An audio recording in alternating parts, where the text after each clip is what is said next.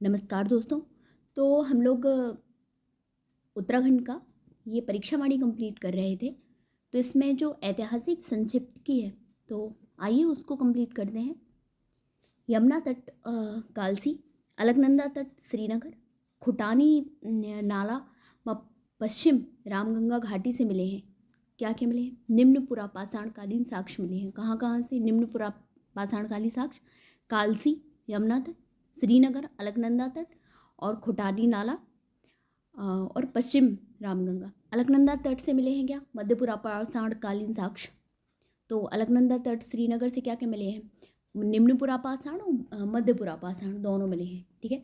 जसकोट के पास से मिले हैं, तो जसकोट से क्या मिले हैं? मध्य पाषाणकालीन साक्ष्य। राज्य में सर्वप्रथम MP जोशी द्वारा लाखू शैलाश्रय की खोज की गई है। किसने? MP जोशी ने 1968 में। लाखू, लोएथाप, फड़का, नौली, फलसीमा व पेटसाल आदि शैलाश्रय पुरास्थल स्थित हैं अल्मोड़ा जिले में। कौन कौन है अल्मोड़ा में? लाखू, लोएथाप, फड़का, नौली, फलसीमा, फड़का, नौली, फलसीमा, पेटसाल। यमुना घाटी का वह स्थान जहाँ से नीले रंग के चित्र शैल चित्र प्राप्त हुए हैं, तो हुडली से प्राप्त हुए हैं नीले रंग के शैल चित्र। ठीक है। इसके बाद ग्वारख्या गुफा व किमनी गांव आदि शैलाश्रय पुरास्थल कहाँ पे हैं? तो चमोली में है ग्वारख्या गुफा व किमनी गांव। फलसीमा अल्मोड़ा से प्राप्त मानव चित्रों की प्रकृति है। क्या है? योग व नृत्य मुद्रा की। अल्मोड़ा से फलसीमा में जो मानव चित्र हैं उसमें क्या है? योग है और नृत्य मुद्रा की है। नौलाग्राम अल्मोड़ा, मैनहेर, नौगांव, मुनिया की ढाई, ये चारों कहाँ पे है? अल्मोड़ा में। नौलाग्राम, मैनहेर, नौगांव, मुनिया की ढाई। और देवीधुरा, गोपेश्वर, मलारी, ये कहाँ पे है? चंपा में। देवीधुरा, गोपेश्वर, मलारी। और नयार घाटी, पश्चिम नयार घाटी मौनी में व जसकोट आदि स्थलों से क्या मिले हैं? महापाषाणकालीन साक्ष्य मिले हैं। ठीक है। मुनिया की ढाई अल्मोड़ा में है। बनकोट पिथौरागढ़ में है। नैनी पातल पिथौरागढ़, बहादराबाद ये हरिद्वार में है। चमोली व अल्मेड़ा आदि स्थलों से क्या मिले हैं? धातुकालीन साक्ष्य। बनकोट से नैनी पातल और बहादराबाद, चमोली व अल्मोड़ा। ठीक है। किन किन स्थलों से क्रमशः 8 व 5 ताम्र मानव कृतियों की प्राप्ति हुई है? तो बनकोट पिथौरागढ़ से व नैनी पातल पिथौरागढ़ से 8 व 5 ताम्र मानव कृतियाँ की प्राप्ति हुई। किस पुरास्थल से लौह उपकरण, कांसे का कटोरा, मानव कंकाल व सोने का मुखौटा मिला है? तो ये कहाँ से मिला है हम लोगों को? ये मलारी गांव से मिला है। क्या क्या? लौह उपकरण, कांसे का कटोरा, मानव कंकाल व सोने का मुखौटा। ठीक है। उत्तराखंड के आद्य ऐतिहासिक के प्रमुख स्रोत हैं, तो पौराणिक ग्रंथ है। वेद व्यास जी ने 6 लाख संहिताओं की रचना की थी। कहाँ पे? बद्रिकाश्रम में। उत्तराखंड के गढ़वाल क्षेत्र का प्रथम उल्लेख किस धार्मिक ग्रंथ में मिलता है? तो ऋग्वेद में मिलता है इनका, गढ़वाल क्षेत्र का प्रथम उल्लेख। वेदों में गढ़वाल क्षेत्र के लिए क्या कहा गया है? हेमवत, देवभूमि और मनीषियों की पूर्ण भूमि कहा गया है। क्या क्या? हेमवत, देवभूमि व मनीषियों की पूर्ण भूमि। अच्छा, जैन धर्म में गढ़वाल क्षेत्र को क्या बोला गया है? तो हिमाद्री। किस ग्रंथ में गढ़वाल क्षेत्र के लिए उत्तर कुरु शब्द प्रयुक्त किया गया है? तो ऐतरेय ब्राह्मण में उत्तर कुरु शब्द प्रयोग किया गया है। स्कंद पुराण में उत्तराखंड क्षेत्र की सर्वाधिक चर्चा, इसमें इस क्षेत्र को नाम दिया गया मानसखंड और केदारखंड। तो मानसखंड किसको बोलते हैं हम लोग? स्कंद पुराण में कुमायूं को, और केदारखंड किसको बोलते हैं? गढ़वाली क्षेत्र को। हरिद्वार को माया क्षेत्र से श्वेत पर्वत तक के विस्तृत क्षेत्र को स्कंद पुराण में कहा गया है केदारखंड। कहाँ कहाँ से? हरिद्वार से श्वेत पर्वत हिमालय तक। और स्कंद पुराण में नंदा देवी पर्वत से कालगिरी तक के क्षेत्र को मानसखंड। बद्रिका खंड अंश है स्कंद पुराण का। ठीक है। पुराणों में मानसखंड और केदारखंड के संयुक्त क्षेत्र को कहा गया है उत्तरखंड, ब्रह्मपुर एवं खसदेश। ठीक है। संयुक्त क्षेत्र को क्या बोला गया है? उत्तरखंड, ब्रह्मपुर और खसदेश। मानसखंड में राम क्षेत्र कहा गया है अल्मोड़ा को। महाभारत काल में गढ़वाल क्षेत्र को जाना जाता था उत्तर कुरु नाम से। पाली भाषा। अच्छा, पाली भाषा के बौद्ध साहित्य में उत्तराखंड क्षेत्र के लिए प्रयुक्त शब्द है हिमवंत। अच्छा हाँ, ये जैन नहीं पाली भाषा को बोल रहे थे। पाली भाषा के बौद्ध साहित्य में उत्तराखंड क्षेत्र के लिए प्रयुक्त शब्द है हेमंत। पुराणोत्तर में गढ़वाल क्षेत्र को कहा जाता है क्या? केदार। गढ़वाल क्षेत्र को क्या कहा जाता है पुराणोत्तर काल में? केदार मंडल, बद्रिका क्षेत्र, तपोभूमि व खस मंडल। मनुष्यों के आदि पूर्वज मनु का निवास स्थान व धनाधिपति कुबेर की राजधानी कहाँ थी? अलकापुरी। प्राचीन ग्रंथों में अलकनंदा उद्गम से बद्रिकाश्रम के बीच के क्षेत्र को क्या कहा जाता है? अलकापुरी। कहाँ से? अलकनंदा उद्गम से बद्रिकाश्रम के बीच में। और यही जो अलकापुरी है ये क्या था? मनु का निवास स्थान और धनाधिपति कुबेर की राजधानी अलकापुरी। भगवान राम ने अपने अंतिम समय किस स्थान पर तपस्या की थी? देवप्रयाग में। जबकि लक्ष्मण जी ने कहा की थी? तपोवन में, टेहरीगढ़ में। बाणासुर की राजधानी क्या थी? ज्योतिषपुर थी। ज्योतिषपुर में राजधानी थी बाणासुर की। केदार नाथ को प्राचीन ग्रंथों में क्या कहा गया? भृंगतुंग। महाभारत के किस पर्व में लोमेश ऋषि के साथ पांडवों की बद्रीनाथ यात्रा का वर्णन है? तो वन पर्व में है। ये पहला पर्व है वन पर्व, इसी में है। महाभारत के वन पर्व के अनुसार पुलिंद राजा सुबाहु की राजधानी थी श्रीनगर। प्राचीन काल में गढ़वाल क्षेत्र में कौन सी दो विद्यापीठ थी? तो बद्रिकाश्रम और कण्वाश्रम।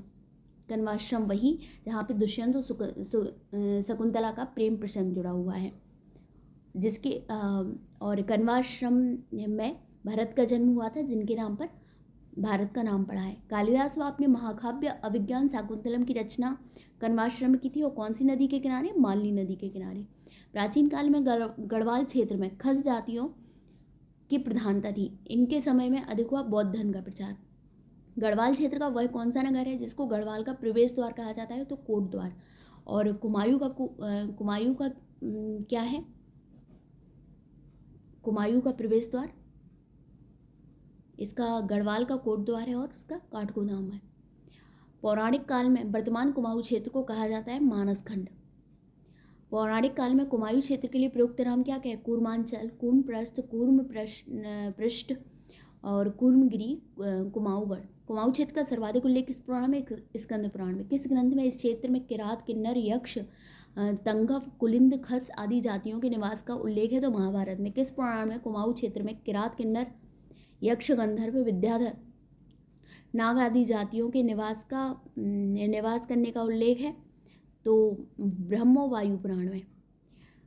अल्मोड़ा के जाखन देवी मंदिर से किसके निवास की पुष्टि होती है? तो यक्षों की। कुमाऊं क्षेत्र में स्थित अनेक नाग मंदिरों से पुष्टि होती है नागों के निवासों की। सबसे प्रसिद्ध नाग मंदिर बेनी नाग अवसर है कहाँ पे? पिथौरागढ़ में। कुमाऊं क्षेत्र में बौद्ध धर्म का प्रचार हुआ खसों के समय। अब ऐतिहासिक काल में क्या है? कालसी, लाखा मंडल, सिरोली मंडल व माणा आदि जगहों से मिले हैं क्या? शिलालेख। कहाँ से? कालसी से मिले हैं, लाखा मंडल से, सिरोली मंडल व माणा आदि से। कत्यूर घाटी से अल्मोड़ा प्रकार की मुद्राएं मिली हैं। कितनी? 54 मुद्राएं मिली हैं। ठीक है। अल्मोड़ा की मुद्राओं पर जिन कुड़िंद शासकों का नाम है वे क्या है? आशेक, गौमित्र, हरदत्त, शिवदत्त आदि। ठीक है। देहरादून के कालसी से 254 ईसा पूर्व का एक प्राकृतिक भाषा व ब्राह्मी लिपि का शिलालेख मिला है, जो कि क्या है?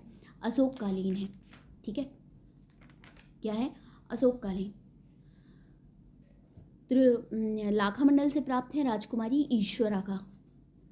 लाखा मंडल से जो शिलालेख प्राप्त हुआ है वो राजकुमारी ईश्वरा का है। त्रिशूल लेख प्राप्त हुए हैं गोपेश्वर और बाड़ाहाट से। त्रिशूल लेख। पांडुकेश्वर, कंडारा, चंपावत व बैजनाथ से किनके ताम्रपत्रीय लेख मिले हैं? तो ये कार्तिकेयपुर के मिले हैं। ठीक है। राजाओं के मिले हैं, कार्तिकेयपुर राजाओं के मिले हैं। और उत्तराखंड पर शासन करने वाली प्रथम राजनीतिक शक्ति कौन कहलाती है? तो कुड़िंद शासक हैं। कुड़िंद वंश का सबसे प्रतापी शासक कौन था?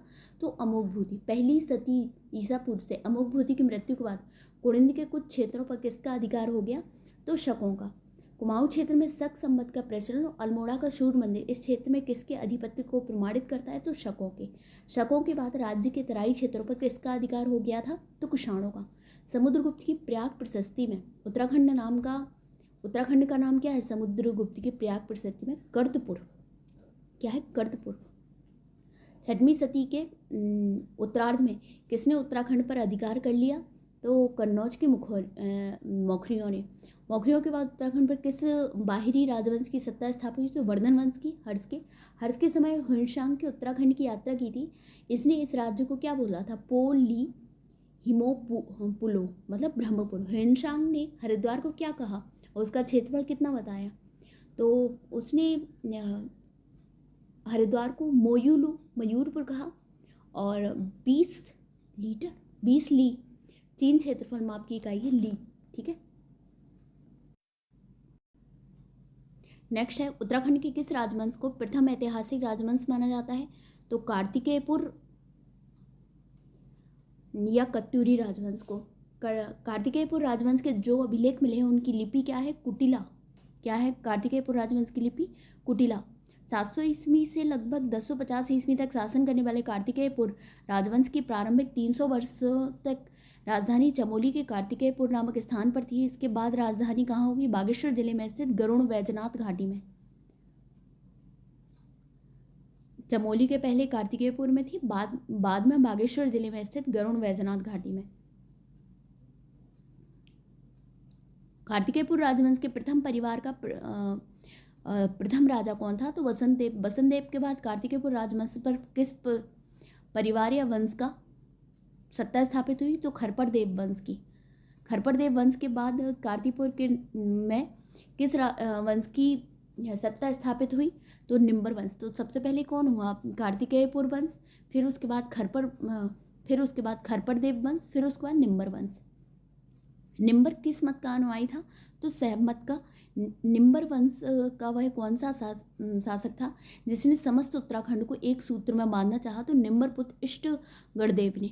जागेश्वर में किस शासक ने नवदुर्गा, महिषमर्दिनी, लकुलीश और नटराज आदि मंदिरों का निर्माण कराया? तो इष्टगढ़देव ने। पांडुकेश्वर ताम्रपत्र में किस शासक को कली कलंक पंख में मग्न धरती के उद्धार के लिए 12 अवतार बताया गया? तो इष्टगढ़ पुत्र ललित सूरदेव को।